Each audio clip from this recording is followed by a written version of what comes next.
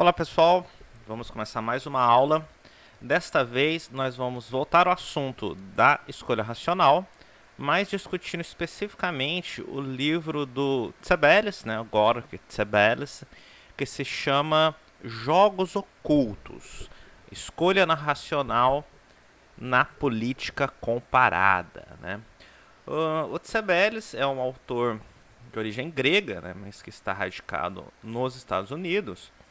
E ele escreveu esse livro que o nome original é Nested Games. Nested é uma palavra que não é muito comum em português, a menos que você seja da área de computação, matemática, que aí você vai entender o que é nested. Literalmente, nested significa aninhados. Nest aqui vem de ninho, tipo ninho de pássaro mesmo, sabe? E nested significa aninhado, ou seja, que formou um ninho. E por que de onde vem essa expressão? Ela vem, na verdade, da matemática, Então é por isso que eu falei que se você for formado em matemática ou computação, você vai meio que entender intuitivamente qual que é a ideia por trás do título, mas se você não for, vai ter um pouquinho de dificuldade. O aninhamento não é um alinhamento dos pássaros, obviamente, mas é um alinhamento da matemática e, por consequência, das funções em geral, inclusive as funções da programação. Então, se nós temos aqui uma função x, olha, sempre aquela dificuldade de tentar escrever com o mouse. Temos uma função, a função x, e essa função ela está dentro de uma outra função g. Entendeu? Neste caso, nós temos duas funções aninhadas. Ou seja, porque uma função, a função x, está dentro da função g. É mais ou menos essa a ideia. E por que isso ajuda a nós entendermos a política? Porque na política existem muitas interações ao mesmo tempo. Os atores, quando estão agindo lá, tentando vencer os seus dilemas sociais, fazer as suas estratégias, eles muitas vezes estão jogando vários jogos ao mesmo tempo. Então, às vezes pode parecer que o ator não está sendo racional, ele está fazendo uma ação que aparentemente é irracional, mas é porque simplesmente você não está vendo qual jogo ou quais jogos ele está jogando. Tá bem? Enfim, e vamos dar um certo... na verdade, nesse vídeo vamos apenas abordar os 2 primeiros capítulos do livro, tá? Porque justamente ele faz uma boa introdução à teoria da escolha racional, então nós vamos explorar justamente esse tópico. Bem, ele começa aqui com um exemplo bem interessante sobre a Finlândia. Eu vou dizer que eu nem conhecia muito da política finlandesa antes desse livro, antes de eu ler o livro, depois eu até fui pesquisar um pouco mais. Mas, vamos ler aqui juntos uma parte um pouco longa, mas acho que vai compensar. Na verdade, as primeiras partes, os primeiros parágrafos do livro. Bem, Urho Kekkonen... eu pesquisei para falar como que pronuncia o nome dessa pessoa corretamente. O jeito certo de pronunciar é Urho Kekkonen. Urho Kekkonen foi presidente da Finlândia pela primeira vez em 1956. Sua gestão foi tão bem sucedida que ele ocupou o cargo por 25 anos. Segundo Diverger, a mais longa e poderosa presidência da história finlandesa. Para nossos propósitos, o que interessa é como essa presidência se tornou possível. Assim, examina as preferências e o comportamento dos atores envolvidos na eleição presidencial da Finlândia em 1956. Então, o Tsebelles, para poder dizer qual que é a ideia dos jogos ocultos ou jogos alinhados e a escolha racional no campo da política, vamos então analisar uma eleição específica, a eleição da Finlândia em 1956, que deu o início da longa presidência de Kekkonen. Continuando com Tsebelles. Segundo a lei finlandesa, as eleições presidenciais são conduzidas por um colégio eleitoral especial, composto de 300 membros. Uma eleição pode requerer 2 turnos, caso nenhum candidato alcance a maioria dos votos. Os candidatos mais votados competem então num segundo turno, assegurando assim que o ganhador receba a maioria dos votos. Muito parecido com o que a gente tem no Brasil, de eleição em 2 turnos. Se a pessoa tem maioria absoluta no primeiro turno, não tem necessidade do segundo. Em 1956, 3 candidatos participaram do primeiro turno. O defensor da reforma agrária Urho Kekkonen, o socialista Carl August Fagerholm, os outros eu não pesquisei como pronuncia, eu só pesquisei como pronuncia o Kekkonen. E o conservador da situação, Juho Kuski-Paasikivi. O adversário que mais ameaçava Kekkonen, apoiado pelo Partido Comunista, o Kekkonen era apoiado pelo Partido Comunista, tá? Então, Kekkonen é apoiado pelos comunistas. Era o conservador Paasikivi. Seria de esperar que os comunistas apoiassem Kekkonen no primeiro turno, com todos os seus 56 votos. Em vez disso, apenas 14 comunistas sufragaram o nome de Kekkonen. A maioria, 46 dos 56, votaram no candidato socialista, o Fagerholm. Tratava-se de uma divisão no interior do Partido Comunista? Não. Fagerholm desagradava intensamente os comunistas. Poxa, mas se eles desagradavam, alguém pode estar pensando, se o Fagerholm desagradava os comunistas, por que eles votaram nele? Não seria melhor, né, mais lógico, os comunistas votarem no Kekkonen, que era quem eles mais apoiavam? Aí que está. Vamos continuar a leitura. Por que a maioria dos comunistas escolheu não apoiar o candidato de sua preferência, Kekkonen, ou seja, por que escolher um comportamento subótimo? Para entender a lógica do voto comunista, devemos analisar toda a história da eleição de 1956. Paasikivi foi eliminado no primeiro turno, com 84 votos, contra 114 dados a Fagerholm e 102 a Kekkonen. No segundo turno, quando Kekkonen enfrentou Fagerholm, os comunistas votaram exclusivamente no primeiro. Então, Kekkonen foi eleito com 151 votos e Fagerholm foi derrotado com 149. Vocês entenderam aqui a ideia? Bom, vamos continuar. Ou seja, os comunistas votaram com parte da sua bancada do colégio eleitoral em Fagerholm apenas, única e exclusivamente, para tirar Paasikivi do segundo turno. Porque eles sabiam que numa eleição entre Fagerholm e Kekkonen, Kekkonen levava vantagem. Provavelmente essa vantagem não existiria se fosse uma eleição entre Kekkonen e Paasikivi. Então os comunistas perceberam, olha, no primeiro turno a melhor estratégia é simplesmente tirar Paasikivi da jogada. E foi o que eles fizeram, e com isso fizeram com que seu candidato favorito fosse eleito no final. Continuando a leitura. Embora os comunistas preferissem Kekkonen, votaram em Fagerholm no primeiro turno para eliminar da disputa o mais ameaçador, Paasikivi. Os comunistas não seguiram sua preferência no primeiro turno para promover o resultado da sua preferência no segundo turno. Os comunistas compreenderam que carecia de base a pretensa questão do primeiro turno. Qual dos 3 candidatos você prefere? A votação do primeiro turno era um caminho que levava ao segundo turno. E a uma competição entre Kekkonen e Paasikivi ou entre Kekkonen e Fagerholm. Dado que Kekkonen poderia derrotar Fagerholm, mas não Paasikivi no último turno, os partidários tomaram as medidas necessárias para assegurar a vitória final de Kekkonen. Eliminaram do último turno o candidato mais perigoso para Kekkonen, Paasikivi. Um ator, né? Pois bem, então, ou seja, podemos dizer aqui que o voto dos comunistas foi um voto estratégico.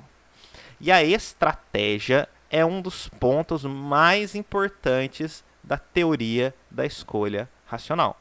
É um dos pressupostos, dos axiomas da teoria da escolha racional, a ideia de que os atores agem estrategicamente. Vamos continuar. Acho que depois só esse último trecho dessa leitura do livro. Um ator vota de maneira estratégica ou sofisticada em contraposição à maneira sincera. Ó, isso é uma coisa que eu acho bem interessante, né? O contrário de estratégico é sincero. Então, aquela pessoa que não é estratégica é sincera. O que parece ser uma contraposição bastante engraçada, até diria. Mas continuando. Um ator vota de maneira estratégica ou sofisticada, em contraposição a sincera, quando um ou mais turnos de uma série de votações vota contra suas preferências, a fim de assegurar um resultado final da sua preferência. Segundo essa definição, em 1956, os comunistas votaram estrategicamente. Se tivesse votado sinceramente, Kekkonen teria recebido 144 votos no primeiro turno, Paasikivi 84 e Fagerholm 72. No entanto, no turno seguinte, no qual Kekkonen teria enfrentado Paasikivi, esse teria ganhado a eleição. Assim, o comportamento dos comunistas, surpreendente à primeira vista, mostra-se o melhor sobre um exame mais atento. Foi, de fato, a manifestação de um voto estratégico. Isso, de certa forma, dá um vislumbre do que é a ideia dos jogos ocultos. Então, por exemplo, o voto no primeiro turno, ele na verdade escondia um jogo maior que era a eleição como um todo, pensando nos dois turnos. E os atores aparentemente votaram de forma subótima ou irracional no primeiro turno, porque eles não estavam tão preocupados com o resultado do primeiro turno. Eles estavam preocupados com o resultado da eleição final, que era o que de fato importava. Por isso que eles fizeram essa ação que aparentemente, no primeiro turno, era subótima. Alguém poderia até ter pensado, poxa, mas os eleitores de Fagerholm podiam ter dado parte do seu voto para Paasikivi e aí teria eliminado Kekkonen do segundo turno, né? Porém, que o Fagerholm era do Partido Socialista. E apesar do nome, o Partido Socialista é um partido de centro. Nesta eleição especificamente, era um partido muito mais de centro do que o partido do Kekkonen. E era um partido que era chamado de Partido de Notáveis. Era um partido de pessoas, figurões, pessoas conhecidas, intelectuais. E esse partido, ele não era um partido tão disciplinado. Os membros desse partido, que eram vários figurões, eles temiam a reação dos seus eleitores se eles, por exemplo, votassem no Paasikivi.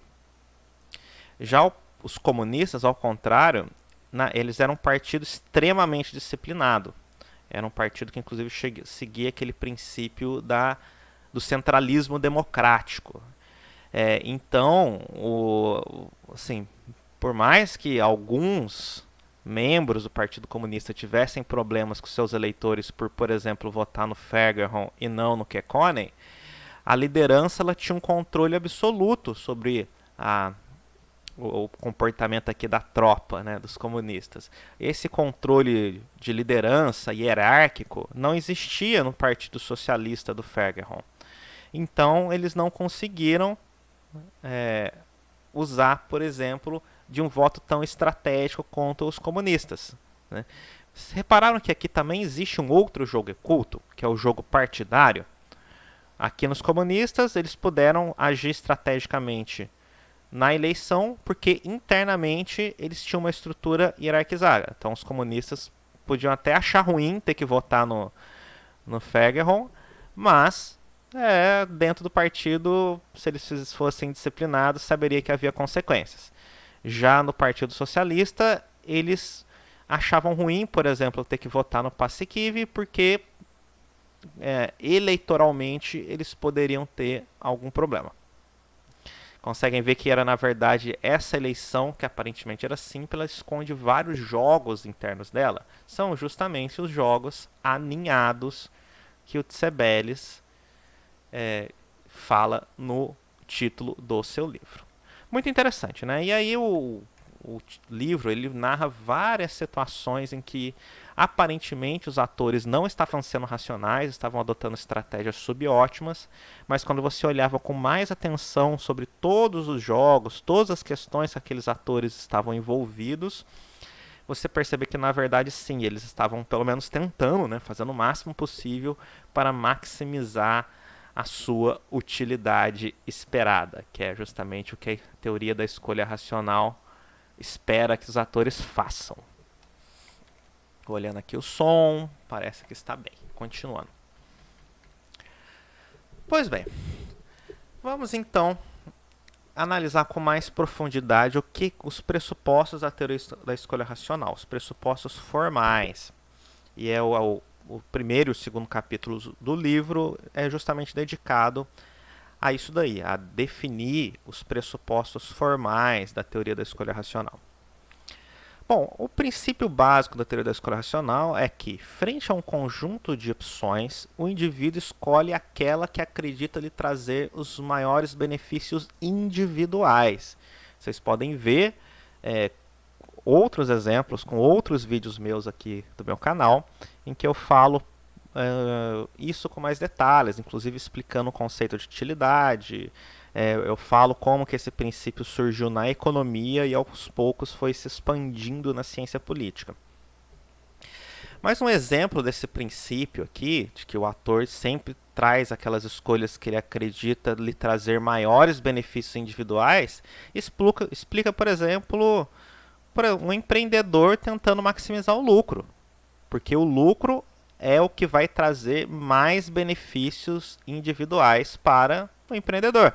Ou então um general que foi derrotado, ordenado a derrotar um inimigo, e ele vai tomar as decisões estratégicas em campo de batalha que maximizam as chances de derrotar o inimigo. Por quê? Porque derrotar o inimigo vai lhe trazer muitos benefícios individuais. Ele vai ganhar medalhas, ser promovido, ser considerado um herói nacional. E se ele perder também, né, possivelmente que ele seja preso, condenado, eventualmente executado. Então, com certeza é muito mais benéfico ganhar as guerras do que perder. Então, o general ele vai tomar, e todos os soldados, eu diria, vão tentar tomar as decisões que aumentem as chances dele sair bem sucedido.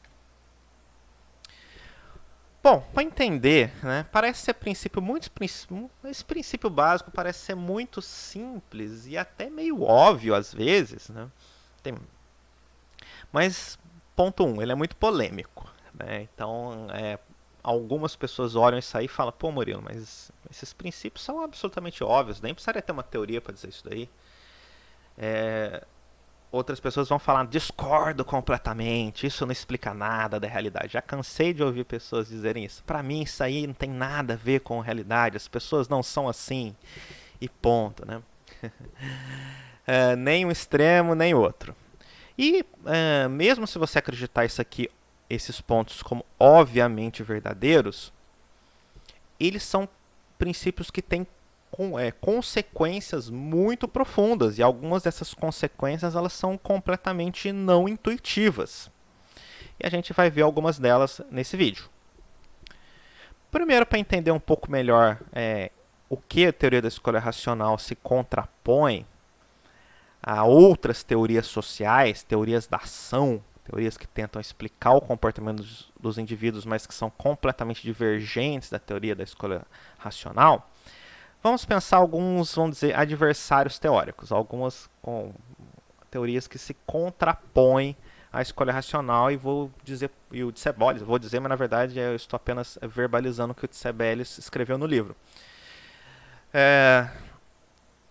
Quais são as teorias que se distinguem da escolha racional? O que a escolha racional não é? Ponto 1. O que ela não é? Ela não é uma teoria sem atores. Uma coisa até bastante legal da teoria da escolha racional é que ela tem atores. Os atores agem, os atores tentam, eventualmente erram, aprendem, tentam de novo, são estratégicos. Ou seja, ela coloca os atores no centro da explicação. E isso não é a regra, por incrível que pareça, não é uma regra nas ciências sociais. Existem muitas teorias que simplesmente apagam os atores. Que simplesmente os atores, as pessoas, Lembrando que atores eles podem ser tanto indivíduos, vamos colocar assim, eles podem ser indivíduos, pessoas, eu, você somos atores, porque nós agimos, ator é quem age. Ele pode ser indivíduos, mas também podem ser grupos. Grupos sociais também são atores. Partidos, empresas, sindicatos também são atores coletivos. Pois bem, várias teorias simplesmente não têm nem ator individual, nem ator coletivo. O que elas têm? Elas têm um sistema que age por vontade própria, acima dos indivíduos. Então, por exemplo, o estruturalismo. O estruturalismo, em suas várias vertentes, é uma teoria sem atores sociais. Por exemplo, essa frase aqui que alguns estruturalistas defendem, que o rodízio de elites é necessário para a manutenção do sistema. Tá, então quer dizer que o sistema provoca um rodízio de elites porque isso é bom para ele. É como se fosse, sei lá, um corpo humano que está trocando suas células para poder se manter funcional. Poxa, quem é esse sistema que tem condições de, por exemplo, impor sua vontade sobre as suas elites políticas? Né? As elites políticas, elas simplesmente saem do poder para poder, por altruísmo ao sistema, porque elas adoram o sistema e elas sacrificam o seu benefício individual para poder manter o sistema. Então, se, por exemplo, tem um partido lá, um partido de direita, que está no poder, ele vai aceitar sair do governo e abrir espaço para um partido de esquerda, porque ele gosta do sistema, ele quer manter lá a democracia ou o sistema político que ele faz parte, não me parece ser muito razoável. Em geral, o partido que está no poder faz de tudo, faz o possível para se manter no poder. O que ele pode fazer, em geral, ele faz. Ele não está pensando no sistema, ele está pensando nele próprio. Então, se você acredita que tem um sistema ali misterioso, que não são atores sociais, é uma coisa genérica, uma nuvem que paira sobre todo mundo e que controla a vida das pessoas, você não vai, a escolha racional vai parecer muito esquisita. Então, né, ou então você pensar que as elites são altruístas, isso que eu acabei de falar, né, as elites são altruístas ao sistema, o sistema irá mudar a revelia dos atores sociais, ou seja, mesmo que os atores sociais, que ninguém queira, vamos supor que ninguém quer mudar as elites, porque a população, as elites são super populares, todo mundo adora elas, e elas querem continuar no poder porque o poder é bom. As pessoas que estão lá, em geral, não querem sair, não querem largar o osso, vamos dizer assim. Então, se ninguém quiser mudar o sistema, não tiver nenhum ator, mesmo assim o sistema vai mudar acima dos indivíduos? Não parece que faz muito sentido, e a teoria da escolha racional realmente não enxerga esse tipo de construção como válido. Outro tipo de teoria sem atores são as teorias dos grupos ou classes sociais. Né? Ou seja, se você acredita que a sociedade é formada por classes ou por grupos, e esses sim são atores, mas dentro deles não tem indivíduos, os indivíduos não têm, vamos dizer assim, autonomia dentro dos grupos, então a escolha racional vai discordar de você. Tá? Inclusive, essa teoria dos grupos sociais é um pouco esquisita, porque ela pressupõe que os grupos sociais são racionais. Então, você tem lá a classe burguesa que age pelo poder da burguesia. Só que dentro da classe burguesa não tem burgueses racionais. Os burgueses são altruístas, a própria classe, eles não pensam no próprio bem-estar individual, eles pensam apenas no bem-estar grupal. Estranho, né? Pela escolha racional isso não faz o menor sentido. E eu, particularmente, também não acho que isso não faz o menor sentido. E grande parte do marxismo cai nesse problema. O marxismo vai dizer, por exemplo, vamos supor essa ideia de que a burguesia age como um grupo. Só que dentro da burguesia não tem burgueses que agem pelo interesse individual. Cada um age pelo interesse da classe burguesa. Olha, por que capitalistas vão se unir nesses grupos? Apesar de seus interesses divergentes, porque a burguesia tem divergência entre elas. O interesse dos comerciantes não é o mesmo interesse dos industriais, dos banqueiros também não é o mesmo dos agricultores. Imagina, os agricultores vivem em pé de guerra com os banqueiros, porque eles tomam empréstimos no começo da safra, e às vezes a safra não sai muito boa e eles ficam com muita dificuldade de pagar suas dívidas. Então, por que os agricultores e banqueiros vão ser altruístas em prol de um grupo comum burguês, sendo que eles têm tantos motivos para brigar entre si? Pequenos, grandes, diferenças regionais, né? Existem muitos motivos para divergência. Eu diria que mais, eu diria que assim, os banqueiros entre si têm divergência. Os banqueiros eles concorrem entre si, concorda? Se você é de um banco X e você tem um colega banqueiro do banco Y, vocês estão disputando o mesmo mercado. Então vocês têm interesses também para divergir mesmo dentro desses grupos menores do que a burguesia.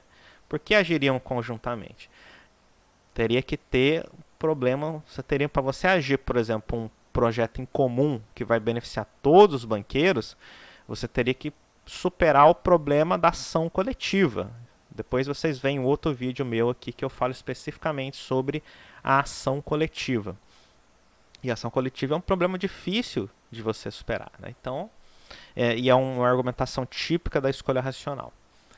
Então, teoria dos grupos sociais não tem nada a ver com escolha racional. Bom, além das teorias sem grupos, né? Isso aqui, lembrei também do outra teoria muito famosa do estruturalismo, é a teoria do Émile Durkheim, né? Quem teve curso lá de sociologia clássica vai lembrar do Durkheim, que ele era um desses estruturalistas, ele tinha aquela ideia da consciência social, que era uma coisa etérea, né? Ou culturalismo, né? Tem várias vertentes culturalistas, como da antropologia, que também tem essa ideia de uma espécie de... A cultura seria uma espécie de consciência social que não dependeria dos indivíduos, seria uma coisa transcendente aos indivíduos. Com certeza, quem é da escolha racional não vê com bons olhos esse tipo de pressuposto. Bom, outro ponto que a teoria da escolha racional não é a teoria dos atores irracionais. Isso, com certeza, é uma grande divergência entre escolha racional e algumas outras escolas. Bem, a teoria na verdade, né, essa ideia de que os atores na verdade não são racionais, eles não tentam, como é que é aqui, não tentam, frente a um conjunto de escolhas, eles não escolhem aquelas opções que acreditam ser o que maximizam, né, seus benefícios individuais. Então, algumas teorias falam que não, o comportamento humano não é maximizador. Existem dois grupos, duas divisões nas escolas irracionalistas. Existe, em primeiro lugar, aquele comportamento em que o ator ele reconhece que em alguns momentos ele age irracionalmente. Eles são comportamentos em que o analista pode prever quando o ator vai agir de forma irracional, e o próprio ator que age de forma irracional concorda que ele agiu de forma irracional. Um bom exemplo é o comportamento manada. Então, imagina, bolsa de valores. Começa então, surge um boato, ou por algum motivo qualquer, começa a ter um comportamento vendedor, ou um movimento comprador. E as pessoas veem as outras pessoas em volta comprando ou vendendo, e você sente um impulso, uma vontade de agir que nem as outras pessoas agem. Da mesma forma com que se você vê todo mundo correndo na rua, em direção contrária a você, você vai ter a tendência instintiva de também correr junto com as pessoas, né, para o lado que as pessoas estão correndo, porque na nossa evolução esse tipo de comportamento sinaliza perigo. Então, e as outras pessoas sentem essa vontade, uma vontade evolutiva de agir conforme as outras pessoas estão agindo, mesmo que no fundo isso não seja a melhor opção para você individualmente. De todas as escolas que divergem da escolha racional, essa aqui é a que mais fácil dá para conciliar. É possível, e tem muitos analistas que fazem, que conciliam a escolha racional com essa teoria dos impulsos emocionais. Inclusive, o famoso livro lá do Daniel Kahneman, o Rápido e Devagar, Duas Formas de Pensar, justamente trata sobre esses impulsos irracionais emocionais da nossa mente, e eles são mais ou menos previsíveis, e dá para você prever quando que os atores tenderão a agir racionalmente e quando que eles não terão. Então, apesar de ser uma teoria que diverge da escolha racional, é uma teoria que é facilmente conciliável com ela. Então aqui realmente é uma divergência que dá para superar. Uma outra divergência que é essa sim muito mais difícil e que muito provavelmente não dá para superar e realmente você tem que escolher entre uma perspectiva ou outra, é a ideia da irracionalidade profunda, que mesmo os atores, quando é mostrado a eles que eles agiram de forma irracional em algumas situações, eles não reconhecem, eles se recusam a acreditar que ele agiu irracionalmente naquela forma. É uma irracionalidade que vamos dizer assim, imperceptível aos autores. Mesmo quando você fala para eles, eles não vão perceber. Então, exemplo dessas teorias de irracionalidade profunda. Né? Porque nessa daqui, dos impulsos emocionais, depois que passa, por exemplo, aquele frenesi da manada, ou tem várias outras situações em que tem comportamento semelhante, o próprio ator que, por exemplo, comportou feito uma manada, que comprou uma ação na alta, vendeu na baixa, ele reconhece que ele agiu irracionalmente. Depois que ele passa o momento, ele fala, olha, realmente ali eu fui tomado por um impulso, eu não me controlei, não tive controle emocional e eu agi irracionalmente. Aqui não, aqui a pessoa nunca percebe que ela está sendo irracional. Um bom exemplo dessa perspectiva é a falsa consciência, do Engels ou do próprio Karl Marx.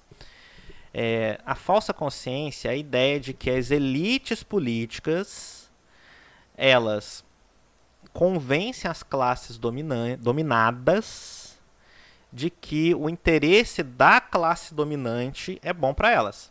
Então, se você, por exemplo, é de um operário, você vai convencer que o interesse do patrão é o melhor. Né? E existe um domínio ideológico, dessa falsa consciência tão profundo que a pessoa simplesmente se recusa a ver que ela está agindo contra os próprios interesses, por causa desse domínio cultural exercido pela classe dominante. É uma perspectiva sedutora. Vamos dizer que esse argumento, em várias situações do mundo, você vê ele e parece que as coisas acontecem assim. Mas, se você segue essa linha, na escolha racional, né, não vai ajudar. Outra teoria dos impulsos irracionais é a ideia das pulsões inconscientes, do Freud. Né? A pessoa tem lá uma perspectiva da infância por causa da criação dela, uma coisa assim, um inconsciente que está dizendo para ela agir de uma forma mesmo, né, que ela aquilo não traga o melhor para ela.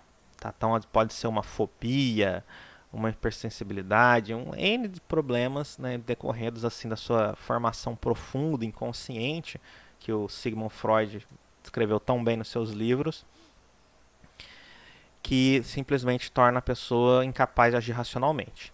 O hábitos, né, um pouco parecido aqui com a ideia do Engels, né, mas uma teoria mais moderna, do Pierre Bourdieu, que basicamente diz que as pessoas têm alguns parâmetros, alguns padrões de funcionamento que não são racionais e a pessoa não consegue se desvencilhar deles. E a cultura nacional, que no fundo acaba sendo algo muito parecido, que é aquela ideia de que cada país tem uma cultura, por exemplo, só que é uma coisa um pouco mais coletiva, né? A cultura nacional aqui do livro Civic Culture, do Gabriel Almond Weber e... Não, Almond Weber são os dois. É Gabriel... Sidney Weber e Gabriel Almond. É um livro muito influente, né? Um dos primeiros livros sobre cultura política. E ele parte de uma tese de que cada país tem um padrão cultural. Alguns países têm um padrão autoritário, outros países têm uma cultura democrática. E as pessoas não pensam em qual sistema é melhor, mas sim qual que é o padrão que elas sempre viveram. Né? Essa é a ideia então dessa cultura nacional, que diverge da ideia da escolha racional. A escolha racional vai dizer, olha, as pessoas vão tentar decidir em cada momento o que é melhor para elas, e não assim, que tem um padrão constituído no passado, etc. Embora mais para frente, avançando na escolha racional, a gente vai chegar no conceito de dependência da trajetória, né? dependência da trajetória, em que coloca que sim, o passado é muito importante. Eu nem vou escrever isso aqui não, porque eu não vou conseguir, vai demorar muito tempo. Olha, o Tsebelius, Gorka Tsebelius, ele vai falar que muitas vezes é possível traduzir comportamentos aparentemente irracionais por meio de escolhas racionais. Às vezes, né, quando a gente aprofunda a análise e começa a entender com profundidade por que os atores estão agindo daquela forma, várias coisas que antes eram consideradas irracionais passam a ser vistas como racionais. Aqui ele cita esses dois exemplos, né? Por exemplo, agricultura. Isso aqui são exemplos. Esses dois aqui de baixo são exemplos do Tsebelius. Os agricultores de Bangladesh são avessos a inovações tecnológicas.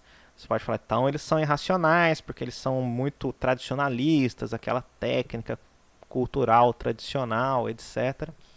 Mas aí quando os caras foram ver o regime de propriedade em Bangladesh, eles viram que as inovações tecnológicas em Bangladesh não trazem benefício nenhum para os agricultores, porque eles não são donos das terras e quando você tem uma inovação tecnológica, o que acontece é que eles ficam desempregados e eles não têm benefício nenhum, né? E aí o resultado, realmente, pela estrutura de propriedade também do sistema bancário de Bangladesh, realmente não faz o menor sentido adotar inovações tecnológicas. Eu acho até que eles já reformaram isso aí, eles fizeram algumas reformas econômicas que mudaram a cultura, olha só, né? Então quer dizer que você muda a lei bancária, a cultura dos agricultores muda, né?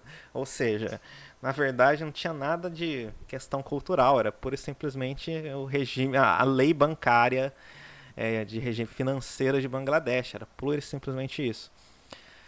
E aí, ou seja, os agricultores de Bangladesh são sim racionais, como a maior parte dos agricultores que trabalham numa economia comercial. E por que alguns países têm uma cultura cívica mais arraigada que outros? Esse aqui é um grande debate que surgiu em torno do livro Civic Cultures, de Almodóvar. E eles descobriram que tinha uma falha, né? O Almodóvar ele fez um estudo, eles fizeram um estudo quantitativo muito profundo, né, na época, e foi visto como muito apurado. Só que depois se percebeu que esse estudo deixou de perceber uma variável fundamental, que é simplesmente o tempo. A maior parte dos países em que eles identificaram como uma cultura autoritária eram países que tinham acabado de sair de regimes autoritários. Então, países como Itália, Alemanha, lembrando que o livro é um livro dos anos 60. Então, você vai perguntar para a Itália, Alemanha, se eles preferem a democracia, a ditadura, se eles têm valores típicos da democracia, valores típicos da ditadura, se percebeu que eles tinham valores mais típicos de países ditatoriais. Né? Por exemplo, eles não gostavam muito de participar de associações, fazer movimentos, mas, poxa, imagina, a pessoa viveu a vida inteira numa ditadura e ela nunca participou em nenhum protesto na vida porque isso era extremamente mal visto pelo regime que estava vigorando até 15 anos atrás. Entendeu? Então, é óbvio que esse tipo de coisa, montar sindicato, fazer movimento, era uma coisa que não era muito comum aquela cultura. Tanto que os jovens desse país, e eles sim, que como cresceram já num regime democrático, eles faziam movimentos, montavam sindicatos, faziam protestos e tudo mais. Era diferente da Inglaterra e Estados Unidos, onde nunca houve um regime de opressão igual teve em Itália e Alemanha. Então, na verdade, a cultura cívica muito pura e simplesmente era o tempo que você passou em democracia. Esse exemplo aqui é um exemplo que não está no livro, mas eu acho muito interessante. Depois eu posso até deixar como referência aqui embaixo nos comentários. É um texto do antropólogo Marvin Harris sobre por que os indianos consideram a vaca sagrada. E ele explica tão detalhadamente, mas tão detalhadamente assim, o que significa, qual a importância da vaca para a economia tradicional na Índia, não a economia capitalista da Tata Motors. Esse livro, inclusive, também é lá dos anos 50, 60. É um livro é um texto bastante antigo. E ele discute a economia tradicional na Índia e como é extremamente importante para as famílias A vaca. A vaca é o sustento da casa. Né? Sem a vaca, a família pode literalmente morrer de fome. Então, no final, quando você lê o texto, você tem a nítida impressão de que se você fosse indiano, você também iria considerar a vaca sagrada, sabe? Então, é, de novo, essa ideia de que comportamentos que aparentemente são irracionais e muitas vezes com um estudo um pouco mais profundo você vê que eles são na verdade racionais. Pois bem, pois bem, pois bem. Vamos agora verificar os pressupostos da escolha racional. É o que ele chama, o Tseberes chama de exigências da escolha racional. Ele diferencia em exigências fracas e exigências fortes. Por que as exigências fracas são fracas e as exigências fortes são fortes? Basicamente, porque o fraco e o forte aqui é um termo que vem da matemática. O Tseberes é matemático de formação. Então ele traz muitos termos, né, muitas ideias que são típicas dos matemáticos. O fraco e o forte diz o seguinte: o fraco, quando um teorema matemático ele tem pressupostos fracos ou exigências fracas, significa que são exigências muito fáceis de serem alcançadas. Já as exigências fortes, elas são difíceis de serem alcançadas. Então, o bom é que um teorema tenha só exigências fracas, porque se um teorema tem exigências fracas, ele serve para muitos casos. Se você tem exigências fortes, quer dizer que só em algumas situações bem específicas aquele teorema vai funcionar. É que nem quando a gente faz o modelo de regressão. Não sei se alguém tem experiência com regressão. Alguns modelos de regressão têm exigências fracas. E como ele tem exigências fracas, você pode utilizar para tudo. É um modelo flexível que é de amplo uso, que as exigências para ele funcionar são muito fáceis e todo mundo pode utilizar. Então, isso são bons teoremas, boas metodologias. Se você usa um método que tem exigências fortes, ou muitas exigências fortes, significa que é um método meio complicado, meio difícil de ser utilizado, porque apenas em algumas situações ele vai funcionar bem. Tá? Então, basicamente, essa é a divergência entre o fraco e o forte aqui. Eu estou colocando isso aqui, mas o Tseberes não coloca, então é um pouquinho difícil, né? Principalmente para quem não teve formação matemática. Eu, particularmente, sou formado em ciências sociais, mas no mestrado, especialmente no doutorado, fiz muitas disciplinas de métodos quantitativos, e é aí que eu consegui aprender e entender esse tipo de terminologia. Da primeira vez, realmente, eu fiquei um pouco boiando, né, para entender por que um é fraco e o outro é forte. Mas agora estou facilitando a vida de vocês aqui, para vocês entenderem mais facilmente. Então vamos ver as exigências fracas de racionalidade, que são aquelas exigências que são, vamos dizer assim, a exigência fraca, elas são meio óbvias, elas são exigências que é muito difícil algum ator não atender essas exigências aqui. As exigências fortes, elas são aquelas exigências em que os atores apenas conseguem cumprir em situações mais específicas. Então, são teorias menos gerais. Mas vamos lá. A primeira exigência fraca que ele coloca é a impossibilidade de preferências contraditórias. Então, você não pode preferir A ou não A. Você não pode, olha, eu prefiro o partido A, mas ao mesmo tempo eu odeio o partido A. Eu amo ele, eu odeio ele. Não dá para ter. Também você não pode acreditar que um produto vale 10, ao mesmo tempo vale 20. Não, ou vale 10 ou vale 20. Você não pode ter pensamentos contraditórios, que contrariem essas regras mais fundamentais da lógica. Né? E ele até argumenta que, olha, não é possível raciocinar contraditoriamente. Então, essa então é a exigência mais fraca de todas, porque se a pessoa pensa, ele já está respeitando a regra da não contradição. Então, se você está entendendo esse vídeo, significa que seu cérebro está funcionando e você já atendeu a ideia da não contradição e seu cérebro funciona assim. Então, nesse ponto de vista, é a exigência mais fraca de todas. Segunda exigência segundo pressuposto, né, da escolha racional. é que os atores pensam de forma transitiva, ou seja, que eles não a impossibilidade de preferências intransitivas. Tá? O que é a transitividade? A transitividade é uma característica da matemática e ela pode ser expressa dessa forma aqui super simples, que é se A é preferida a B e B é preferida a C, então A é preferida a C. Então, por exemplo, se A é maior que B e B é maior que C, então, colocar esse então como um tracinho aqui, A é maior que C. Simples, né? Muito simples. Os números são transitivos. Então, você pega lá os conjuntos de números são transitivos. E a ideia é que as preferências, se você prefere o partido A, se você prefere o partido A ao partido B e o partido B ao partido C, então você vai preferir o partido A ao partido C. Ou então, se você prefere banana, se você prefere abacaxi a banana e banana a caju, então você prefere abacaxi a caju. Muito simples. As suas preferências têm que ser transitivas da mesma forma que os números são transitivos. Mas será que as pessoas realmente, o pensamento das pessoas é transitivo? As pessoas realmente têm preferências transitivas? A resposta é sim. E por que sim? Aqui ele faz uma argumentação que é aquela chamada redução ao absurdo. Né?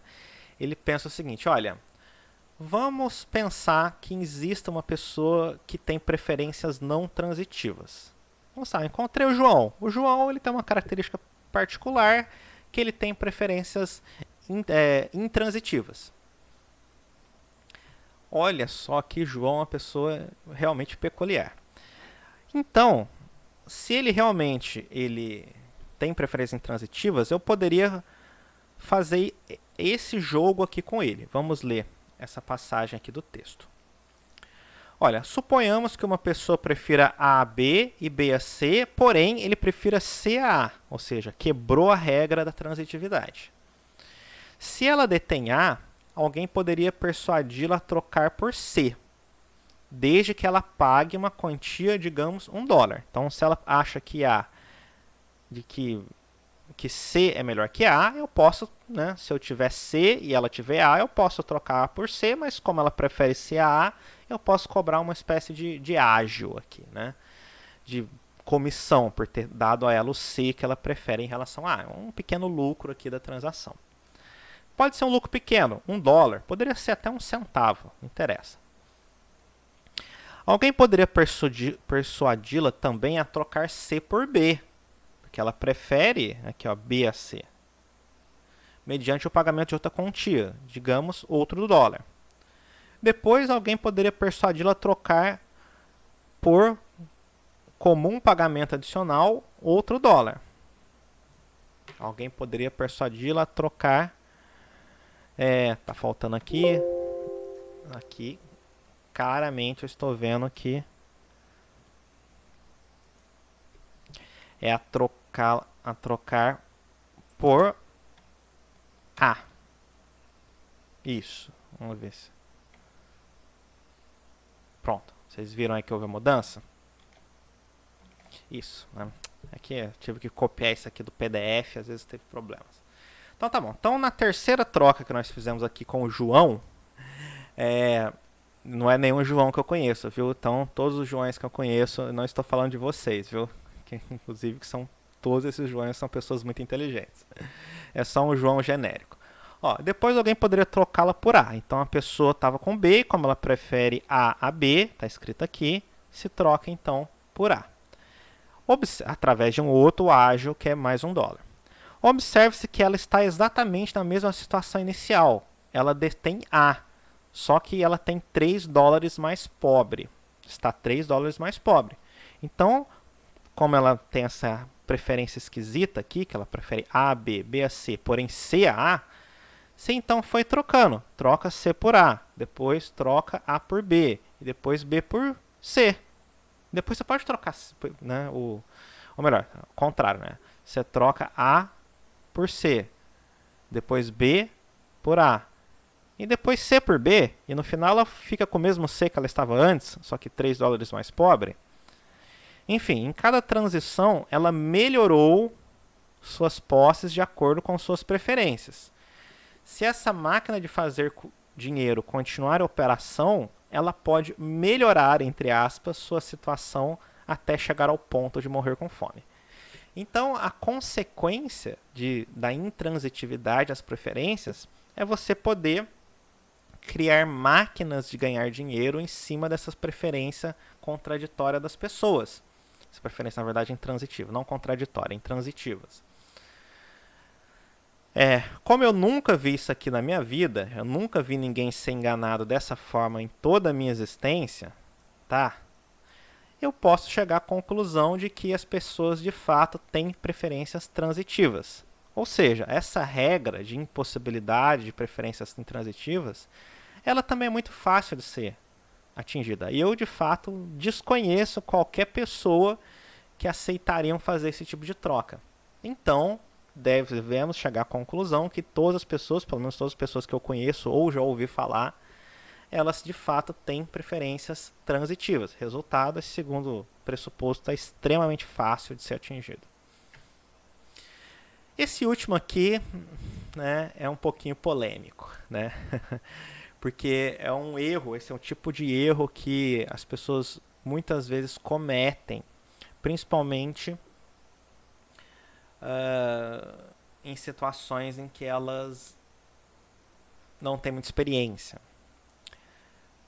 Que é a ideia de que as pessoas obedecem aos axiomas do cálculo de probabilidades. Então, o terceiro pressuposto fraco é que as pessoas obedecem ao cálculo de probabilidades. E quais são esses axiomas? Vamos perceber isso com um exemplozinho aqui de investimentos para vocês. Vamos supor que o investidor tenha R$500, pode ser qualquer moeda, dólares, reais, o que você quiser, para investir. E acredite no seguinte, o investimento A tem 60% de render R$1.000. O investimento B tem 15% de render R$5.000. Então, se fosse você, qual desses dois investimentos você escolheria? O A ou o B? Pause o vídeo e tente responder.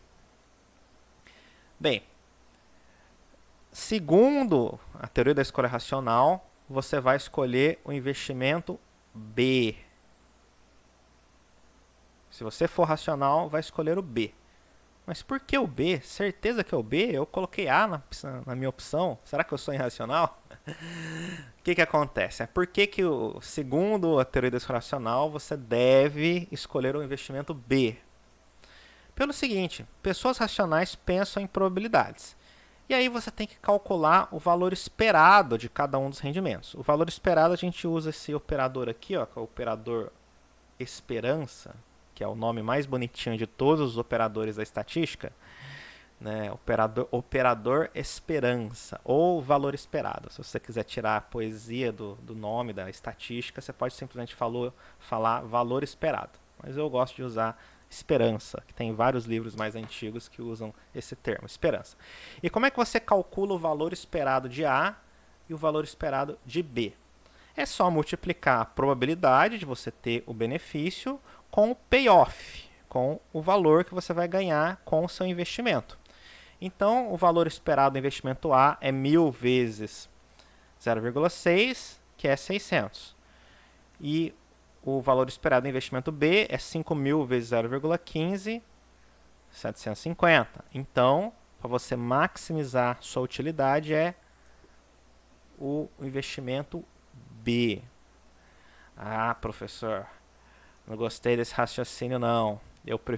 Sou aquela pessoa que prefere o garantido, né? Eu prefiro ter um investimento que eu tenho uma boa chance de render, ou melhor, eu tento evitar o prejuízo, né? Aqui eu acho que é melhor render pouco, ter menos dinheiro e ter uma coisa mais segura.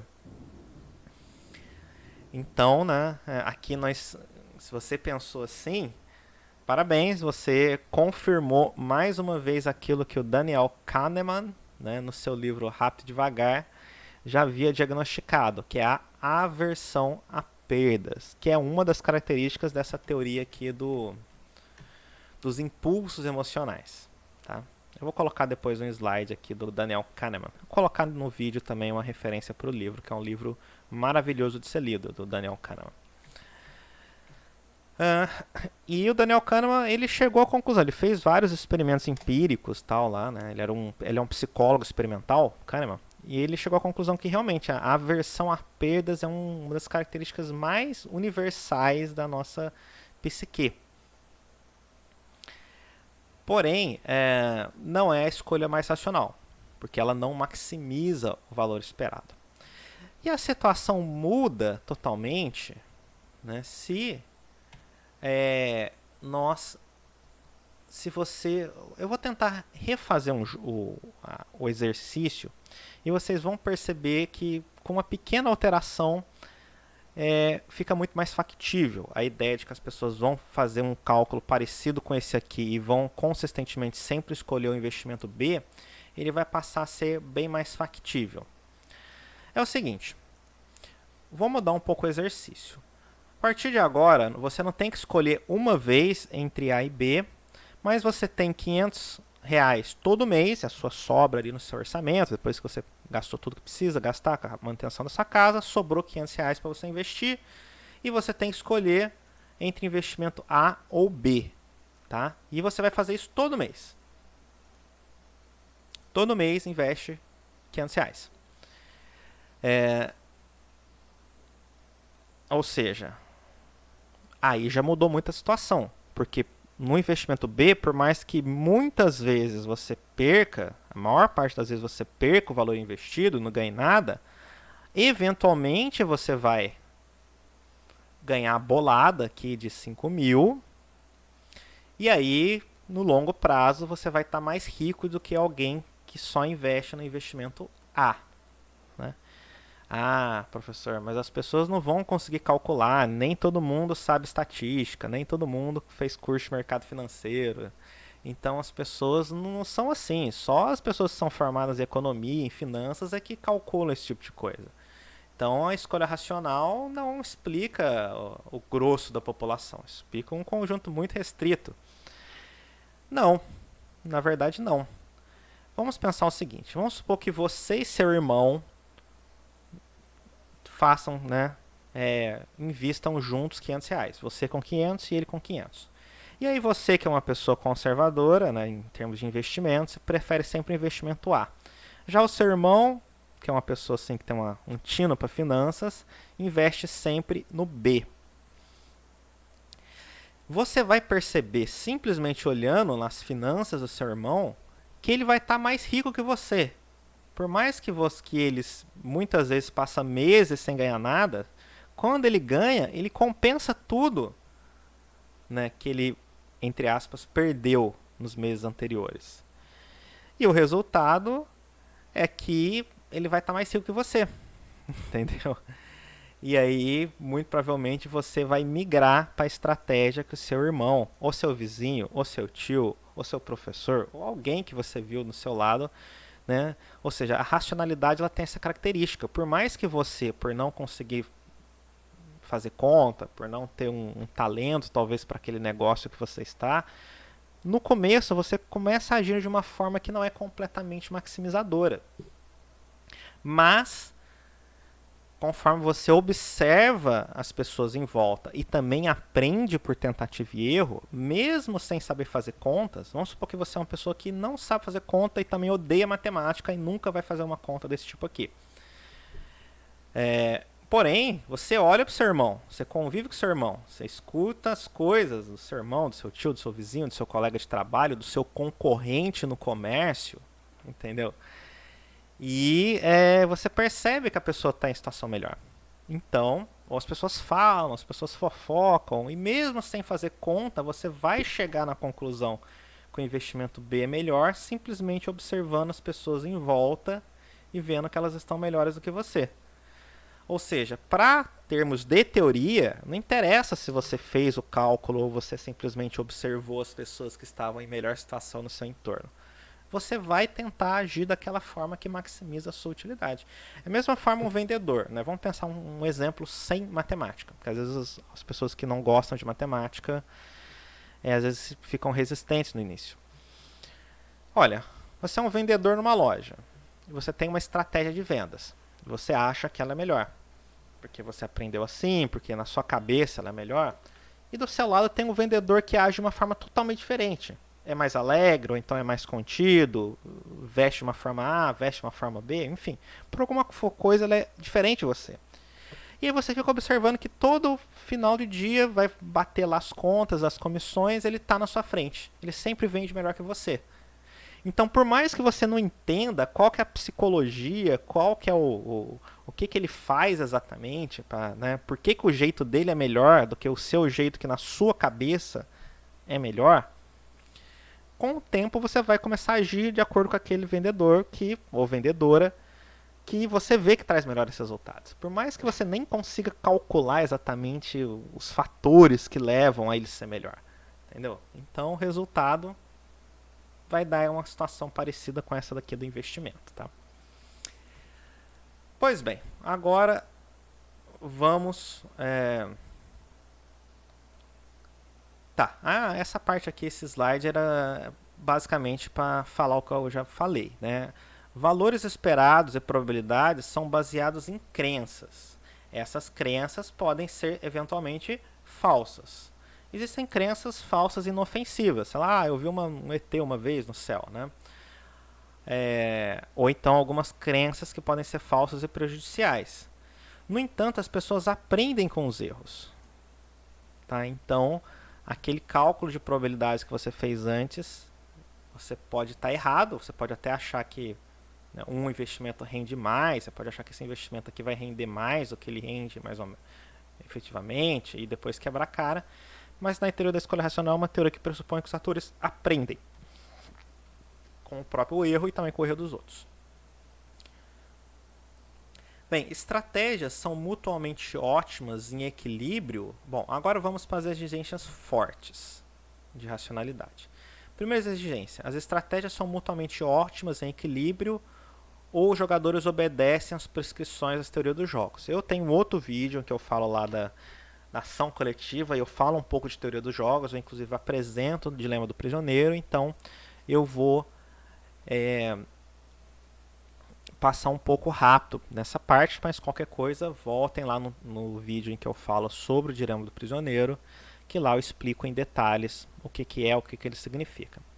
Mas a ideia básica aqui é essa primeira parte, que as estratégias são mutuamente ótimas em equilíbrio, pensando aqui que nós estamos num ótimo individual e não no ótimo social. Então o ótimo do dilema prisioneiro é essa situação aqui, que não é o ótimo social, é apenas o ótimo de equilíbrio individual dos atores, porque todo mundo prefere a opção denunciar a não denunciar. Bom, os dois últimos pontos, né, as duas últimas exigências da teoria da escolha racional é que em equilíbrio as probabilidades aproximam-se das frequências objetivas, em equilíbrio as crenças aproximam-se da realidade. Esses são os princípios bayesianos da escolha racional. Olha, eu não vou explicar em tão detalhe assim que nem eu fiz nos outros pressupostos o que é cada um, mas basicamente o que os dois querem se dizer é que as pessoas sabem os payoffs das suas jogadas. Então, por exemplo, aqui, olha, as pessoas sabem que o investimento A tem 60% de ser bem sucedido e que o retorno dele é de 1.000. Tá? Tipo, quem falou para as pessoas que a chance é 60%, e do investimento A, a chance dele ser bem sucedido é 60% e o retorno é 1.000. E o segundo do B, a chance é 15% e o retorno é 5.000. Olha, eles aprenderam em algum lugar. Seja por tentativa em erro, seja porque alguém falou para ele, seja porque era a regra do investimento. Esses valores todos aqui estão claros para os atores. Às vezes não estão claros assim de imediato. A pessoa às vezes aprendeu isso aqui depois de uma longa experiência de tentativa e erro. tá? Por isso que ele fala em equilíbrio. Porque se você não sabe, por exemplo, as informações, você não está em equilíbrio, tá? Você vai ficar tentando, especulando, investigando, pesquisando, até achar as crenças que se aproximam da realidade. Então aqui basicamente ele está dizendo que as pessoas sabem o que está em jogo, sabem o benefício e o custo das coisas que estão em jogo. Isso é uma exigência forte, porque nem sempre ela é verdadeira. Às vezes as pessoas estão tentando, né, descobrir o investimento. Ou então, no caso que eu dei o exemplo lá dos vendedores, as pessoas estão tentando descobrir qual que é a melhor estratégia de vendas. Um dia tenta uma coisa, outro dia tenta outra. Eles estão fazendo vários experimentos até descobrir aquilo que funciona de verdade, entendeu? Mas em equilíbrio, quando a situação já está estabilizada, significa que as pessoas já sabem qual que é a estratégia que maximiza seu benefício. Tá bem? Que nem eu falei, isso nem sempre é o caso. Quando a gente vai para situações reais, tem situações em que a pessoa simplesmente tem uma única jogada. Imagina, você tem uma única escolha e tem que meio que fazer um chute. E aí você não consegue ser racional, basicamente. Porque se você não tem informação suficiente e tem que fazer um chute, não tem como fazer uma escolha que seja verdadeiramente maximizadora. Aí realmente a teoria da escolha racional não vai funcionar, não porque ela está errada, mas porque um dos seus pressupostos não está presente. No caso, esses pressupostos fortes de racionalidade. Bem, aí na parte final do capítulo 2, que já estamos aproximando aqui do final da exposição, deixa eu ver o tempo. Tá muito longo esse vídeo, né? Então vamos tentar agilizar a partir de agora. Bem, os atores agem como se fossem racionais. Tem uma teoria que ele diz assim que, olha, o Tsabelles em particular não gosta desse argumento. A parte final do texto ele discute se a teoria da escolha racional é de fato realista. Ele vai falar, olha, algumas pessoas, que nem o Milton Friedman, ganhador do Prêmio Nobel de Economia, e vários outros vão dizer, olha, não interessa se a teoria da escolha racional é realista ou não é realista, porque os atores agem como se fossem racionais. O Tsabelles até fala que não gosta desse argumento, porque na visão dele a teoria é realista sim, e ponto. Mas eu particularmente eu gosto desse argumento, então eu vou discordar do Tsabelles. Um exemplo que ele fala, olha, os jogadores de bilhar agem como se soubessem óptica geométrica. Então, quando você está lá calculando as bolinhas, você age como se soubesse geometria. E a maior parte dos jogadores de bilhar, imagino, não sabe muito bem geometria. Só que eles aprenderam a mecânica não da mesma forma que um matemático, um economista aprendeu, mas de uma outra forma, na prática, jogando infindáveis noites ali no bilhar. Então não interessa, né, se ele não pensa exatamente igual o matemático. A mente dele conseguiu fazer os cálculos. Tá? As empresas agem como se fossem maximizadoras do lucro. Às vezes nem são, não fazem um cálculo específico de maximização. Só que pela prática empresarial, prática do comércio, da indústria, elas agem da mesma forma como se fizessem um cálculo. Tanto que muitas vezes quando você vê um economista, ele muitas vezes não tem tanto a ensinar ao empresário prático, porque o empresário prático já sabe aquilo que a teoria diz, mas ele aprendeu de uma outra forma, né? E eles agem de uma forma que já é, de certa forma, bem, ou se não for a forma maximizadora, próxima da maximização. E até na natureza, né, ele coloca que, por exemplo, as folhas crescem como se buscassem a luz. Elas não buscam a luz, são outros fenômenos biológicos envolvidos. Mas, segundo eu, nessa visão, não interessa tanto. Né? Eu, particularmente, gosto desse argumento. Eu acho que você não precisa ter... Muita gente confunde a ideia de que as pessoas não sabem matemática, então elas não conseguem maximizar a sua utilidade. Não. Né? Elas maximizam a sua utilidade com um raciocínio diferente, mas acaba sendo um cálculo de alguma forma. Esse argumento aqui, eu acho que de todos, né, é o melhor. Quando a gente pensa na teoria da escolha racional, para mim isso aqui a gente tem que estar sempre em mente. A escolha racional, ela não descreve todas as ações humanas, mas um subconjunto delimitado. A teoria não foi feita para explicar tudo o que o ser humano faz, mas uma boa parte do que ele faz. Né? Aquela coisa, a gente não consegue provar que as pessoas são racionais o tempo todo.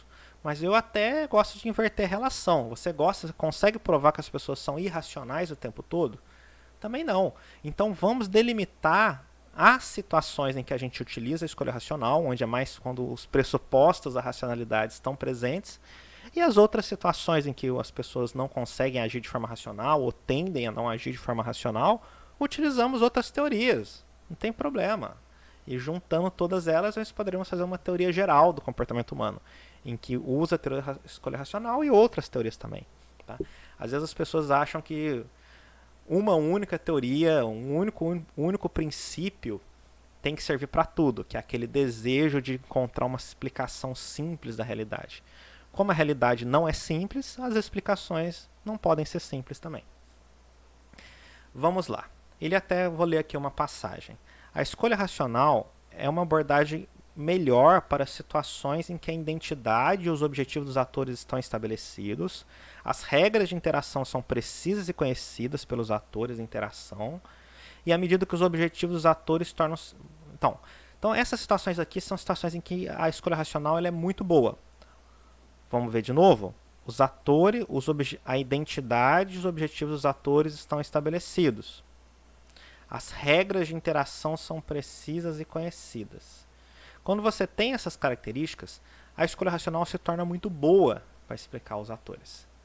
Porém, se nós temos objetivos confusos dos atores, ou mesmo os atores envolvidos não estão muito claros, as regras de interação são fluidas e imprecisas, então os princípios da escolha racional se tornarão menos aplicáveis.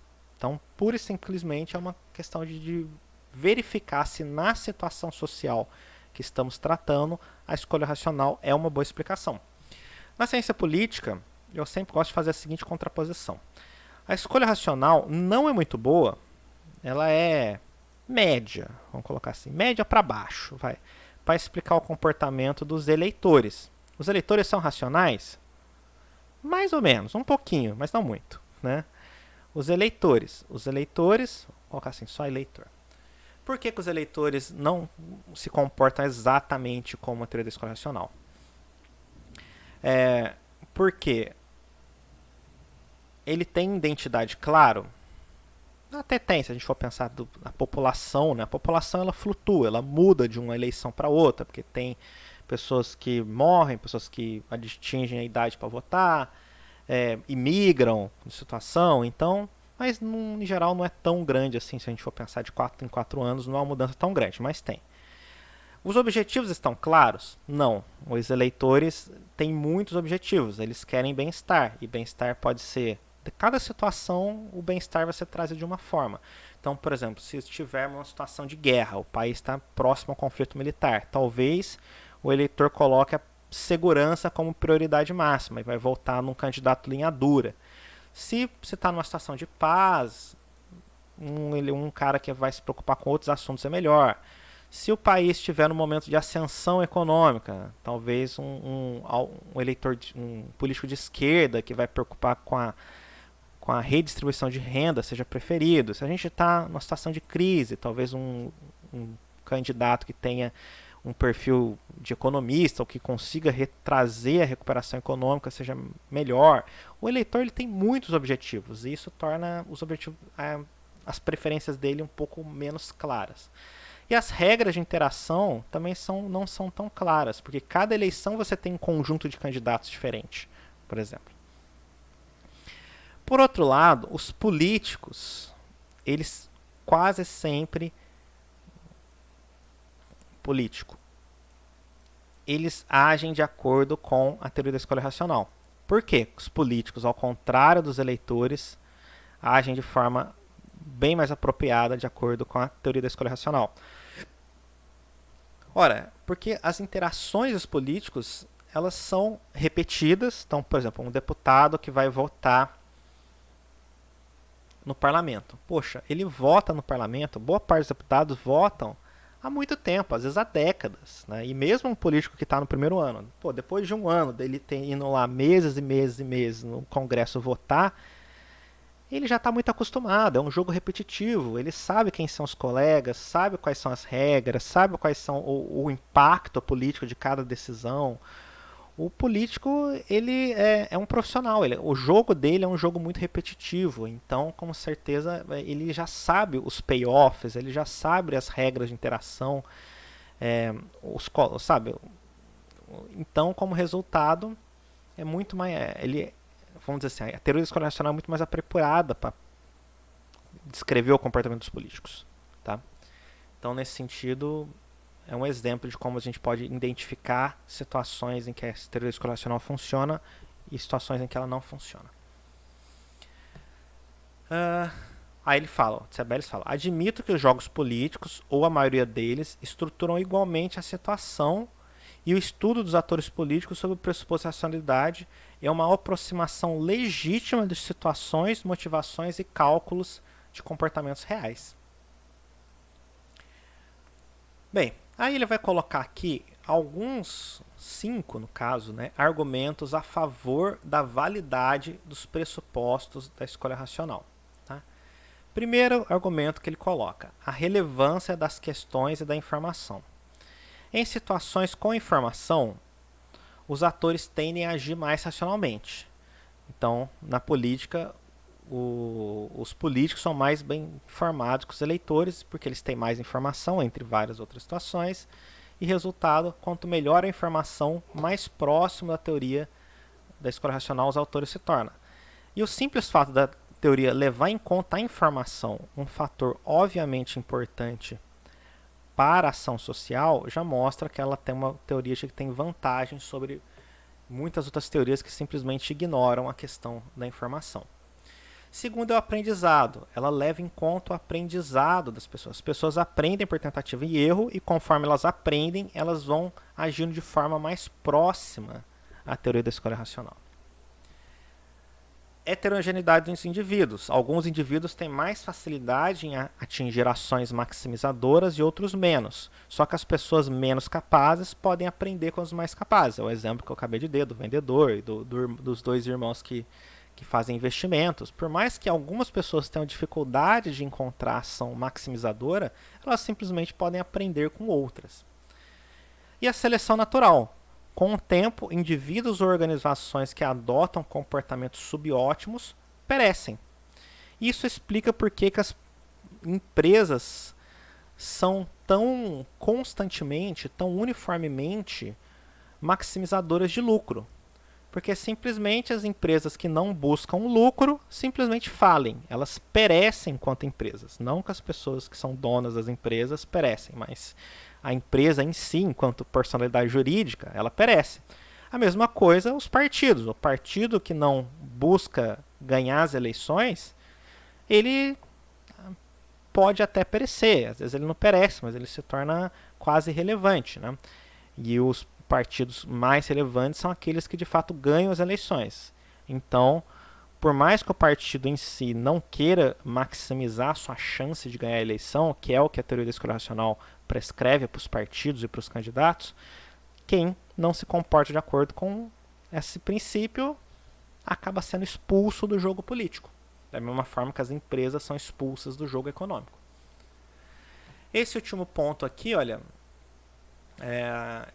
estou um pouquinho mais difícil de entender, realmente estourei o tempo aqui, mas continuando. Olha, a teoria da escolha racional ela se torna válida mesmo quando uma pequena parcela da população é racional. Ele fala o seguinte, olha, suponhamos que os indivíduos que são racionais sejam uma minoria da população, mais consistente. Os demais indivíduos agem de forma aleatória ou equivalente. Então, suponhamos que cada indivíduo age racionalmente ou então, a outra possibilidade, que cada indivíduo age racionalmente em um pequeno conjunto de questões, agindo de forma aleatória em outros aspectos. Nesses casos, será possível prever o comportamento da média dos indivíduos utilizando a teoria da escolha racional, utilizando uma distribuição normal. Aqui ele está querendo dizer o seguinte, olha, mesmo que uma pequena parcela da população seja racional e o resto seja aleatório, essa minoria consistente ela vai mover a média das ações por um lado previsto pela teoria da racional. E as outras pessoas que agem de forma aleatória, elas vão ter impacto nulo, porque alguns vão agir aleatoriamente para cima, outros aleatoriamente para baixo. E aí, mesmo que realmente apenas um pequeno grupo seja racional, se você está preocupado com a média, basta isso para você conseguir acertar as previsões. Pois bem, né? E por final, ele coloca 4 motivos, né? 4 vantagens da teoria da escolha racional frente a seus concorrentes teóricos, que é a clareza e parcimônia teórica, né? Às vezes no comecinho você tem um pouquinho de dificuldade em entender os princípios da escolha racional, mas só que ele, comparado com outras teorias da escolha racional, eles são princípios muito simples e intuitivos, sabe? Você demora, em geral, menos tempo para entender a teoria da escolha racional do que a teoria do Sigmund Freud, por exemplo, ou do Pierre Bourdieu. Ela, e eles, com princípios muito simples, você chega a conclusões muito impressionantes, muito pouco intuitivas, sabe? E é uma teoria parcimoniosa, uma teoria que, a partir de princípios muito básicos, chega a muitas conclusões muito importantes. Ela também prescreve análises de equilíbrio, né? Ele vê isso como uma vantagem. A teoria ela prescreve situações que se tornam estáveis ao longo do tempo. É isso que o equilíbrio significa, estabilidade. Elas permitem um raciocínio dedutivo, ou seja, você pode falar, olha, se a teoria da escolha racional for válida, eu posso adivinhar que os autores vão agir de tal forma, né? E muitas vezes isso se confirma mais para frente. Ou seja, você pode, vamos dizer assim, prever o comportamento dos indivíduos com base nos princípios da escolha racional. E a intercambiabilidade dos indivíduos, né? Você não precisa saber que é o João, que é a Maria, que é a Fernanda. Só sabendo que ela é uma pessoa racional, você consegue prever o comportamento dela. Ou seja, você pode fazer uma teoria que não é personalizada, né? Que independe das características idiosincráticas, individuais das pessoas. Por isso que ela pode explicar comportamentos de grandes agregados, né? Porque você não pode conhecer cada um das pessoas de uma cidade ou de um país e achar que cada um vai agir de acordo com a sua individualidade mais profunda. Mas sabendo que todos são racionais, alguns padrões vão emergir e você pode prever esses padrões. Então é uma teoria, somando tudo isso aqui, bastante poderosa. Que nem eu falei aqui, ela não vai explicar tudo, né? Não é verdade que ela vai explicar todas as pessoas em todos os momentos. Mas ela pode prever e explicar uma boa quantidade das ações humanas. Então, por enquanto é isso. Ficamos por aqui.